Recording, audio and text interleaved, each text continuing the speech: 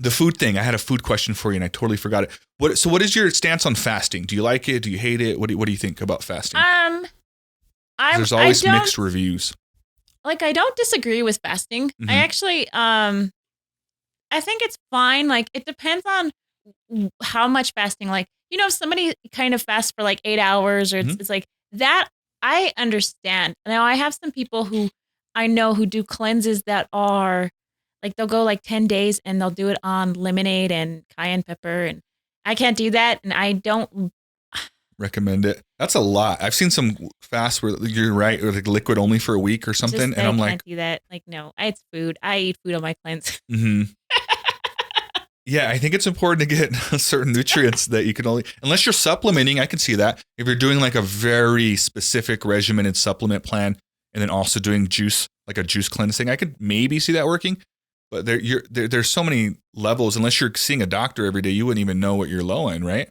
Yeah. And then I just like, how do they function on a day-to-day basis? Like, during that time, you can't exercise. You're not going to have the energy. And if you do, you're probably actually going to be hurting yourself more than helping yourself. Yeah. So to me, I just don't understand it. And I do get hangry, like I can go maybe 10 hours or, like a stretch of time without eating. And I don't have a problem. I feel like it does have some decent impacts.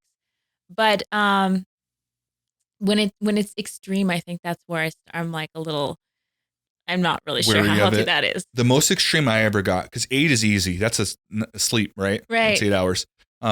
And then I would do 10, 12. I actually got to 16 hours at one point. And I would do it pretty consistently, but I would only, the reason why it worked, I did for like a year for 16-hour fast, but I only did it Monday through Friday. I didn't fast on the weekends because I didn't want my body to get used to that. I wanted to kind of confuse it a little bit.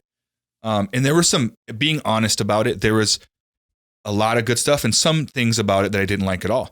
But the good thing about it is if I knew, like I stopped eating at like 10 o'clock at night and I wouldn't have my first meal until like 4 the next day or 5 or something. But the good thing is I knew that I wasn't going to eat till then. So I wasn't even thinking about food because I'd already committed to that time frame. So I woke up, I drink a lot of water, obviously. I would do pink Himalayan salt, just that way I didn't get cramps and get some vitamins in that. And then that would get me all the way to 4 or 5 whenever I decided to eat. And then I would eat pretty like a large portion, but I tried to keep it pretty healthy. And then I would have one more meal like around 8 and then just cut it off again at 10. And then on the weekends, because my calories were so low throughout the week, I could kind of open up my diet a little bit more on the weekends and still be under my calories for the entire week kind of thing. And it worked out well for me for a while. The bad parts of it were the energy part.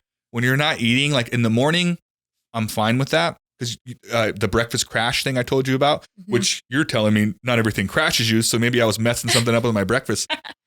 But that was the good thing for me is I didn't crash in the mornings, but I did start low energy like around 12 or 1 o'clock. That 1 to 5 or 1 to 4 or 12 to whatever it was kind of hard. Like if someone asked me to like go running, I couldn't do it. I'd be like, no, man, like maybe at 6, like right after my meal. Right. And that was the bad part. And then I haven't been doing it for the last year, COVID stuff and just life. But I liked it. I liked it while I was doing it. I wouldn't recommend it to someone. I definitely wouldn't recommend 16 hours because, and you would know this better than me, it could probably easily become an eating disorder because you have to kind of be aware, like, is this planned? Like, what is this? I can see it easily becoming like, let's just stretch it even further. And then all of a sudden you're just not eating or like making yourself throw up or whatever else that comes with that. And that never happened for me, but I can easily see that happening for someone.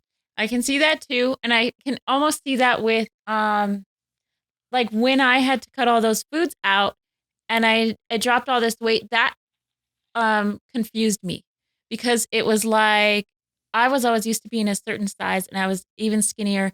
And then when I was able to introduce some of the foods back in, I gained my weight back. And so it was really confusing because it's just like I look different and then I look different again. And then I'm not really sure, like, so body image, I feel like in that period of time affected me. So I can see where somebody is, if they're already focusing on that. And like you said, like, then they kind of like, that was easy. I can do it.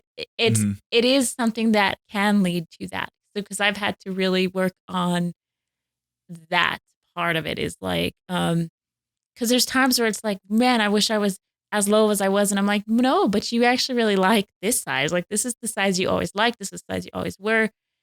But it's kind of, it just confused me. Like, so I can see where it has affected my body image in a way, because you'll gain just like a couple pounds and you're like, oh man, I'm big again. And you're like, no, you're not.